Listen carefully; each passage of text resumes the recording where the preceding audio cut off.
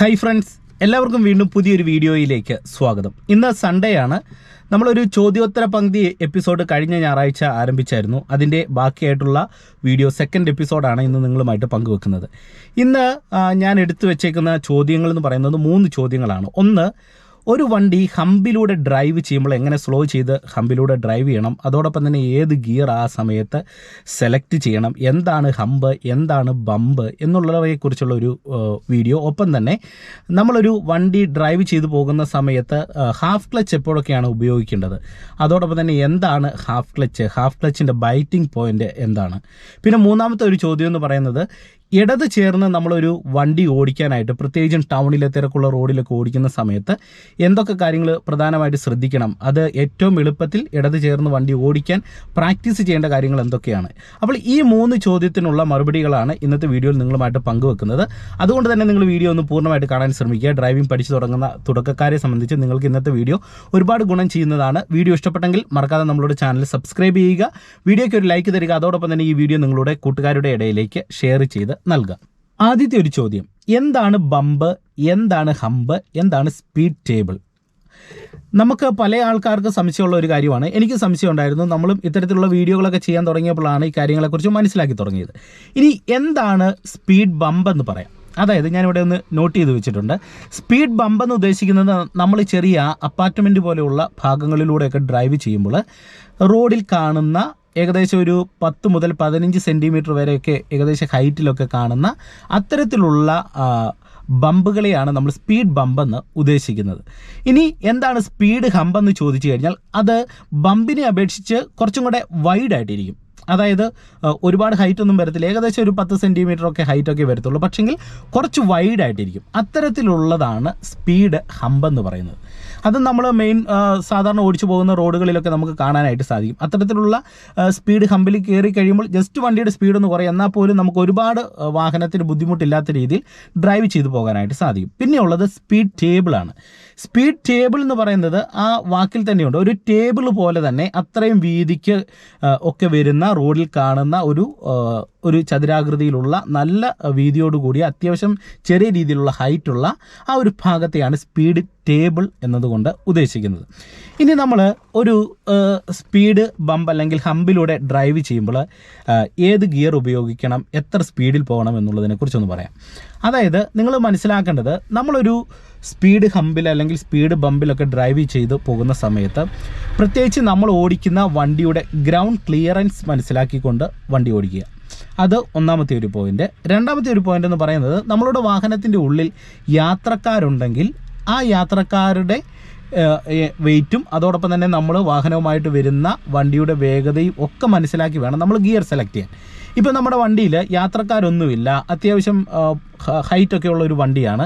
അത്തരത്തിലുള്ള ഒരു വണ്ടിയിലാണ് നമ്മൾ ഡ്രൈവ് ചെയ്ത് വരുന്നതെങ്കിൽ നിങ്ങൾ മനസ്സിലാക്കുക, നമ്മളൊരു 4th ഗിയറിൽ വരുന്നു, ആവറേജ് ഒരു 40-45 കിലോമീറ്റർ സ്പീഡിൽ വരികയാണ്. അപ്പോൾ ഫ്രണ്ടിലൊരു ചെറിയൊരു ഹമ്പ് അല്ലെങ്കിൽ ബമ്പ് നിങ്ങൾ കാണുന്നു. അപ്പോൾ നിങ്ങൾ ചെയ്യേണ്ടത് ആവറേജ് 4th ഗിയറിൽ തന്നെ ജസ്റ്റ് ഒന്ന് ബ്രേക്ക് വന്ന് ഹമ്പിന് മുന്നമേ ബ്രേക്കിൽ വരാനായിട്ട് ശ്രമിക്കുക.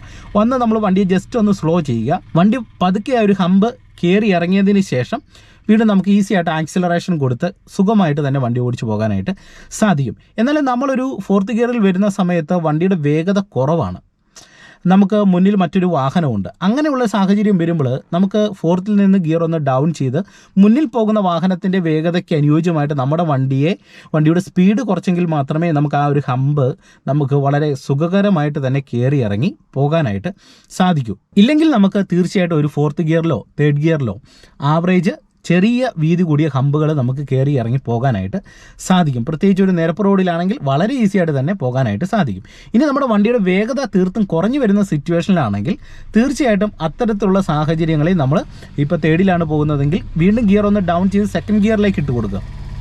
അപ്പോൾ നമുക്ക് ഈസി ആയിട്ട് തന്നെ ആ ഒരു ഹമ്പ് കയറി ഇറങ്ങി പോകാനായിട്ട് സാധിക്കും. ഇനി നമ്മൾ വണ്ടി ഓടിച്ചു പോകുന്ന സമയത്ത് ചെറിയ സ്ലോപ്പോട് കൂടിയ ഭാഗത്താണ് ഇത്തരത്തിലുള്ള ഹമ്പുകൾ കാണുന്നതെങ്കിൽ നമുക്ക് ഗിയർ ഡൗൺ ചെയ്ത് കൊടുക്കേണ്ടതായിട്ട് വരും. കാരണം ഒരു ചെറിയ കയറ്റത്തോട് കൂടിയ ഒരു ഭാഗത്താണ് ഹമ്പ് ഉള്ളതെങ്കിൽ ആ ഒരു സമയത്ത് നമ്മളൊരു 3rd ഗിയറിൽ വരികയാണ്. അപ്പോൾ ഹമ്പ് കയറുന്ന സമയത്ത് നമ്മുടെ വണ്ടിയുടെ വേഗത നമുക്ക് കുറയ്ക്കണം. അപ്പോൾ നമ്മൾ സ്വാഭാവികമായിട്ടും ആക്സിലേഷനിൽ നിന്ന് പതുക്കെ കാലയക്കുമ്പോൾ വണ്ടിയുടെ വേഗത കുറയും. വീണ്ടും നമുക്ക് ആ ഒരു ഗിയറിൽ തന്നെ കയറി ചിലപ്പോൾ പോകാനായിട്ട് ബുദ്ധിമുട്ട് വരും. അങ്ങനെയുള്ള ഒരു സന്ദർഭം നമുക്ക് ആക്സിലേഷൻ കുറയ്ക്കുമ്പോൾ തന്നെ വണ്ടിയിൽ അത് നമുക്ക് ഫീൽ ചെയ്യുന്ന സമയത്ത് നമ്മൾ എന്ത് ചെയ്യണം, ഗിയർ ഡൗൺ ചെയ്തിട്ട് ജസ്റ്റ് സെക്കൻഡ് ഗിയറിലേക്ക് ഒന്ന് ഇടുക, മെല്ലെ ആ ഒരു ഹമ്പ് കയറി ഇറങ്ങി പോവുക. അപ്പം നിങ്ങൾക്ക് ഈസി ആയിട്ട് തന്നെ കയറി ഇറങ്ങി പോകാൻ സാധിക്കും. ഹമ്പിന് മുന്നേ തന്നെ ഗിയർ ഇടാനായിട്ട് ശ്രദ്ധിക്കുക. ഇനി അതോടൊപ്പം തന്നെ നമ്മുടെ വണ്ടിയിൽ യാത്രക്കാരുടെ എണ്ണം കൂടെ ഉണ്ട്. ബാക്കിലൊരു 3 പേരുണ്ട്, കോ ഡ്രൈവർ സീറ്റിൽ ഒരാളുണ്ടെങ്കിൽ നിങ്ങൾ ചെയ്യേണ്ടത് തീർച്ചയായിട്ടും നിങ്ങൾ ഒരു 4th ഗിയറിൽ ഒരു സ്ട്രെയിറ്റ് റോഡിൽ വരുന്നു, ഒരു ഹമ്പ് കയറി ഇറങ്ങി പോകേണ്ട സിറ്റുവേഷൻ വന്നു കഴിഞ്ഞാൽ നിങ്ങൾ ഗിയർ ഡൗൺ ചെയ്ത് 3ഡിലേക്ക് ഇട്ട് തന്നെ കയറി പോകാനായിട്ട് ശ്രമിക്കുക. അപ്പം നമുക്ക് ഈസി ആയിട്ട് കയറി പോകും. 4th ഇട്ടിട്ട് നമ്മൾ ബ്രേക്ക് വന്ന് വണ്ടിയുടെ വേഗത കുറച്ചിട്ട് വീണ്ടും ആക്സിലേഷൻ കൊടുക്കുമ്പോൾ ചിലപ്പം ആ ഒരു സ്പീഡ് ഹമ്പ് നമുക്ക് കയറി പോകാനായിട്ട് ഒരു പരിധിവരെ ബുദ്ധിമുട്ട് വരാൻ സാധ്യതയുണ്ട്. പിന്നെ നമ്മൾ വണ്ടി ഓടിച്ച് വരുന്ന സമയത്ത് നമ്മുടെ വണ്ടിയുടെ വേഗത കുറവാണ്, വണ്ടിക്കകത്ത് ആൾക്കാരുടെ എണ്ണം ഉണ്ടെങ്കിൽ അങ്ങനെയുള്ള സന്ദർഭം വരുമ്പോൾ നമ്മൾ വീണ്ടും 3ഡിൽ നിന്ന് ഗിയർ ഡൗൺ ചെയ്ത് സെക്കൻഡ് ഗിയറിലേക്ക് ഇടുക എന്നുള്ളതാണ് നമ്മൾ ചെയ്യേണ്ടത്. ഇനി ഒരു സ്പീഡ് ടേബിളിലും കയറുമ്പോൾ നിങ്ങൾ ഈ ഒരു കാര്യം കൃത്യമായിട്ടും ശ്രദ്ധിച്ചാൽ മതി. ഓക്കെ, ഇനി രണ്ടാമത്തെ ഒരു ചോദ്യമാണ്, എന്താണ് ഹാഫ് ക്ലച്ചിൻ്റെ ബൈറ്റിംഗ് പോയിന്റ്? എന്താണ് ഹാഫ് ക്ലച്ച്? ഹാഫ് ക്ലച്ച് എപ്പോഴൊക്കെയാണ് ഡ്രൈവിങ്ങിൽ ഉപയോഗിക്കേണ്ടത്? ഇനി ആദ്യം തന്നെ പറയാം, എന്താണ് ഹാഫ് ക്ലച്ച് എന്ന് ചോദിച്ചു കഴിഞ്ഞാൽ പല ആൾക്കാർക്കും ഒരു സംശയമുണ്ട്, ക്ലച്ചിൻ്റെ പകുതിയല്ലേ ഹാഫ് ക്ലച്ച് എന്ന്. ക്ലച്ചിൻ്റെ പകുതിയല്ല ഹാഫ് ക്ലച്ച്. നമ്മളിപ്പം ക്ലച്ച് ചവിട്ടി പിടിച്ചിട്ട് പകുതി അയച്ചാൽ ഹാഫ് ക്ലച്ചിൽ വരണമെന്ന് നിർബന്ധമില്ല. ക്ലച്ചിൽ നിന്ന് നമ്മൾ കാലയച്ച് വരുന്ന സമയത്ത് വണ്ടി മുന്നോട്ട് മൂവ് ആകാൻ തുടങ്ങുന്ന ആദ്യത്തെ ആ ഒരു പോയിന്റിൽ, ആ ഒരു സമയത്ത് നമുക്ക് വണ്ടിക്കകത്ത് ഒരു ചെറിയ വൈബ്രേഷൻ അല്ലെങ്കിൽ വണ്ടി മുന്നോട്ട് മൂവ് ആകുന്ന ആ ഒരു പോയിന്റിനെയാണ് നമ്മൾ ഹാഫ് ക്ലച്ച് എന്നതുകൊണ്ട് ഉദ്ദേശിക്കുന്നത്. ആ ഒരു പോയിന്റിൽ വന്നിട്ട് പിന്നെ നമ്മൾ ചെറുതായിട്ട് ആക്സിലേഷൻ കൊടുത്ത് ആ ഒരു ഹാഫ് ക്ലച്ചിൻ്റെ പോയിന്റിൽ നിന്ന് പതുക്കെ കാലയക്കുമ്പോൾ നമുക്ക് വണ്ടിയെ മൂവ് ആക്കാനായിട്ട് സാധിക്കും. ഇനി എന്താണ് ബൈറ്റിംഗ് പോയിന്റ്? ബൈറ്റിംഗ് പോയിന്റ് എന്ന് പറഞ്ഞതും ഇത് തന്നെയാണ്. നമ്മൾ ഹാഫ് ക്ലച്ചിൽ നിന്ന് കാലയച്ച് വരുമ്പോൾ വണ്ടിക്ക് മുന്നോട്ട് മൂവ് ആകാൻ തുടങ്ങുന്ന ആദ്യത്തെ ആ ഒരു പോയിന്റ്, ആ ഒരു സമയത്ത് ചെറിയൊരു ബൈറ്റിംഗ്, വണ്ടിക്കുള്ളിൽ ഒരു വൈബ്രേഷൻ ഉണ്ടാകും. ആ ഒരു പോയിന്റിനെ തന്നെയാണ് നമ്മൾ ബൈറ്റിംഗ് പോയിന്റ് എന്നത് കൊണ്ട് ഉദ്ദേശിക്കുന്നത്. ഇനി എപ്പോഴാണ് നമ്മൾ ഒരു വണ്ടി ഡ്രൈവ് ചെയ്യുമ്പോൾ ഹാഫ് ക്ലച്ച് ഉപയോഗിക്കുന്നത്? അതായത് ഒരു വണ്ടി സ്റ്റാർട്ട് ചെയ്തെടുക്കുന്നത് തൊട്ട് ഞാൻ പറയാം. ഒരു വണ്ടി നമ്മൾ സ്റ്റാർട്ട് ചെയ്തെടുക്കുമ്പോൾ നമ്മൾ ഹാഫ് ക്ലച്ചിൽ വന്നിട്ട്, അതായത് ആ ബൈറ്റിംഗ് പോയിന്റിൽ വന്നിട്ടാണ് നമ്മൾ വണ്ടിയെ മൂവ് ആക്കുന്നത്. അപ്പോൾ ആ ഒരു ടൈമിൽ നമുക്ക് ഹാഫ് ക്ലച്ചിൽ വരണം. പിന്നെ നമ്മൾ ഓരോ ഗിയറും ഇട്ട് ഓടിച്ചു പോകുന്ന സമയത്ത് ഫുൾ ക്ലച്ച് ചവിട്ടി പിടിച്ചിട്ടാണ് ഓരോ ഗിയറും ഇടുന്നത്. അങ്ങനെ ഇട്ട് പോകുന്ന സന്ദർഭങ്ങളിൽ പെട്ടെന്ന് നമുക്ക് ചെറിയൊരു കയറ്റത്തിലേക്ക് വന്നു, മുന്നിലൊരു വണ്ടി പോകുന്നു. ആ ഒരു സമയത്ത് നമ്മുടെ വണ്ടിയുടെ വേഗത ജസ്റ്റ് ഒന്ന് കുറയ്ക്കേണ്ട ഒരു സിറ്റുവേഷൻ വന്നിട്ട് പതുക്കെ പോകേണ്ട ഒരു സാഹചര്യം വന്നു കഴിഞ്ഞാൽ ക്ലച്ച് ചവിട്ടി ഫസ്റ്റ് ഗിയർ കൊടുത്തിട്ട് ഹാഫ് ക്ലച്ചിൻ്റെ ആ ഒരു പ്രോപ്പർ ബൈറ്റിംഗ് പോയിന്റിൽ വന്നിട്ട് ചെറുതായിട്ട് ആക്സിലേഷൻ മുന്നോട്ട് കൊടുത്ത് ബ്രേക്ക് ഇല്ലാതെ നമുക്ക് പ്രധാനമായിട്ട് ഹാഫ് ക്ലച്ചിൽ വണ്ടിയെ മൂവ് ആക്കേണ്ടി വരും. അത് കൂടുതലും സംഭവിക്കുന്നത് ഒരു ട്രാഫിക്കിൽ, അതുപോലെ തന്നെ ചെറിയ കയറ്റങ്ങളിൽ മുന്നിൽ വണ്ടിയുള്ള സാഹചര്യങ്ങളിൽ ഇത് ചെയ്യേണ്ടതായിട്ട് വരും. ഇത് ഒരു പരിധിവരെ നമ്മൾ പഠിച്ചു കഴിഞ്ഞാൽ നമ്മൾ ഡ്രൈവിങ്ങിലെ ഏറ്റവും പ്രധാനപ്പെട്ട ഒരു കാര്യമാണ് ചെയ്യുന്നത്. പിന്നെ എപ്പോഴൊക്കെ നമ്മുടെ വണ്ടിയുടെ വേഗതയൊന്ന് കൺട്രോൾ ചെയ്ത് പതുക്കെ ഓടിക്കേണ്ട സാഹചര്യം വരുന്നു, അങ്ങനെയുള്ള സിറ്റുവേഷനിൽ ഫസ്റ്റ് ഗിയറിൽ വന്ന് ഹാഫ് ക്ലച്ചിൽ വന്ന് വണ്ടി ഓടിക്കാനായിട്ട് ശ്രദ്ധിക്കുക. അപ്പോൾ നിങ്ങൾക്കൊരു സംശയം ഉണ്ടാവും, സെക്കൻഡ് ഗിയറിൽ നമുക്ക് ഹാഫ് ക്ലച്ചിൽ ഓടിക്കത്തില്ലേ? സെക്കൻഡ് ഗിയറിൽ അങ്ങനെ ഹാഫ് ക്ലച്ചിൽ ഓടിക്കേണ്ട സിറ്റുവേഷൻ വളരെ റെയർ ആയിട്ടാണ് വരുന്നത്. അങ്ങനെ ഒരു സാഹചര്യം വരുമ്പോൾ നിങ്ങൾ സെക്കൻഡ് ഗിയറിൽ ഹാഫ് ക്ലച്ചിൽ ഓടിക്കാതിരിക്കുക, ഫസ്റ്റ് ഗിയർ കൊടുത്തിട്ട് ഹാഫ് ക്ലച്ചിൽ എടുക്കാനായിട്ട് ശ്രദ്ധിക്കുക. ഓക്കെ, ഇനി മൂന്നാമത്തെ ഒരു ചോദ്യം, നമ്മളൊരു വണ്ടി ഡ്രൈവ് ചെയ്ത് പോകുന്ന സമയത്ത് ഇടത് ചേർന്ന് ഓടിക്കണമെന്നുണ്ടെങ്കിൽ, പ്രത്യേകിച്ചും ടൗണിലൂടെ ഓടിക്കണമെന്നുണ്ടെങ്കിൽ എന്തൊക്കെ കാര്യങ്ങൾ പ്രധാനമായിട്ട് ശ്രദ്ധിക്കണം? നിങ്ങൾ ടൗണിലൂടെ ഓടിക്കുമ്പോൾ നിങ്ങൾ പ്രധാനമായിട്ടും മനസ്സിലാക്കേണ്ട ഒരു കാര്യം, നമ്മൾ സാധാരണ റോഡിൽ ഒരു തുടക്കക്കാരനെ സംബന്ധിച്ച് വണ്ടി ഓടിക്കുന്ന സമയത്ത് ആൾ നല്ല കോൺഫിഡൻറ്റോടെ വണ്ടി ഓടിക്കും, ഒരു തരത്തിലുള്ള പ്രോബ്ലവും ഇല്ല. പക്ഷേങ്കിൽ ഒരു ടൗണിലേക്ക് കയറി കഴിയുമ്പോൾ ആവശ്യമില്ലാത്തൊരു പേടി വരും. ആ പേടിയെ നിങ്ങൾ ആദ്യം മാറ്റുക. ഓക്കെ, രണ്ടാമത് നിങ്ങൾ ടൗണിൽ ഓടിക്കുന്ന സമയത്ത് ജസ്റ്റ് നിങ്ങൾ വണ്ടിയുടെ സ്പീഡ് ഒന്ന് കൺട്രോൾ ചെയ്ത് ഓടിക്കാനായിട്ട് ശ്രദ്ധിച്ചാൽ മതി. നിങ്ങൾക്ക് വളരെ ഈസി ആയിട്ട് ഓടിക്കാനായിട്ട് കഴിയും. ഒരു പേടിയാണ് പലപ്പോഴും വണ്ടി ഇടിക്കുമോ, മുന്നിൽ വണ്ടിയുണ്ട്, ഇതാണ് ഏറ്റവും പ്രധാനപ്പെട്ട ഒരു വിഷയം.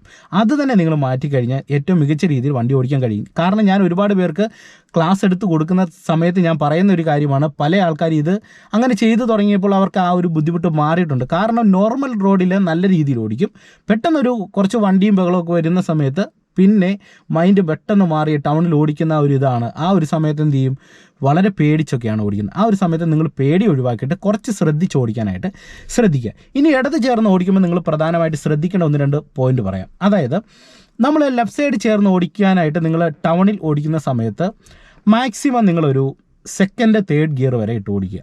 അതായത് ഏറ്റവും ടോപ്പ് വരെ നിങ്ങൾ തേർഡ് വരെ പോകുക, ഫോർത്തിലേക്ക് ഇടാതിരിക്കുക.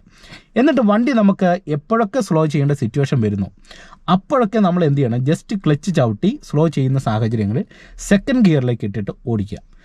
പിന്നെയും വണ്ടിയുടെ വേഗത തീർത്തും കുറയുന്ന സിറ്റുവേഷൻ വന്നു കഴിഞ്ഞാൽ നിങ്ങൾ മറ്റൊന്നും ചിന്തിക്കരുത്, പെട്ടെന്ന് തന്നെ ഫസ്റ്റ് ഗിയർ ഇട്ട് ഓടിക്കുക. അപ്പം നമുക്ക് വണ്ടിയുടെ വേഗത പരമാവധി കുറച്ചോടിക്കാനായിട്ട് കഴിയും. അതോടൊപ്പം തന്നെ ടൗണിൽ ഓടിക്കുമ്പോൾ ശ്രദ്ധിക്കേണ്ട ഒരു കാര്യം, അഡ്വാൻസ് ആയിട്ട് ഗിയർ ഡൗൺ ചെയ്യാൻ നോക്കണം.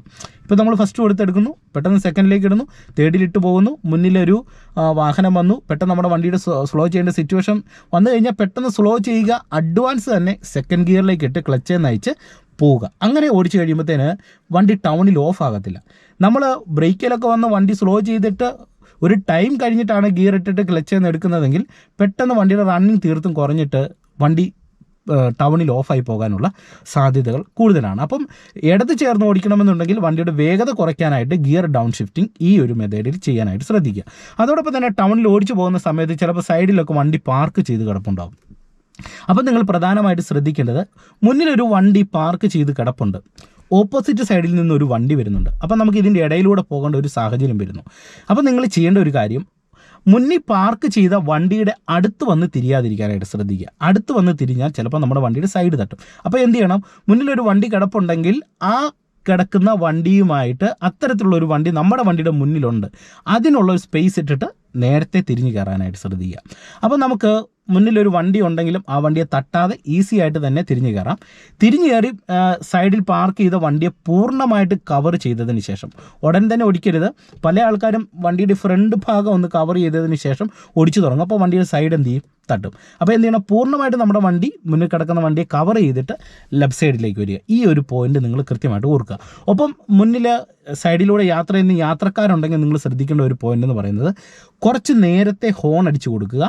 യാത്രക്കാരുള്ള ഒരു ഭാഗം വരുമ്പോൾ നിങ്ങൾ അവരുടെ അടുത്തോട്ട് ചേരാൻ പാടില്ല, കുറച്ചൊന്ന് മാറി ഓടിക്കാനായിട്ട് ശ്രദ്ധിക്കുക. കാരണം സൈഡിലൂടെ യാത്ര ചെയ്യുന്ന യാത്രക്കാർ പെട്ടെന്ന് റോഡിലേക്കൊക്കെ വന്നു കഴിഞ്ഞാൽ ഒരു ബിഗിനറിനെ സംബന്ധിച്ച് പെട്ടെന്ന് വണ്ടി കൺട്രോൾ ചെയ്യാനായിട്ടുള്ള ഒരു ബുദ്ധിമുട്ട് വരും. അപ്പോൾ എന്ത് ചെയ്യണം, നേരത്തെ ഒന്ന് ഹോൺ അടിച്ചു കൊടുക്കുക.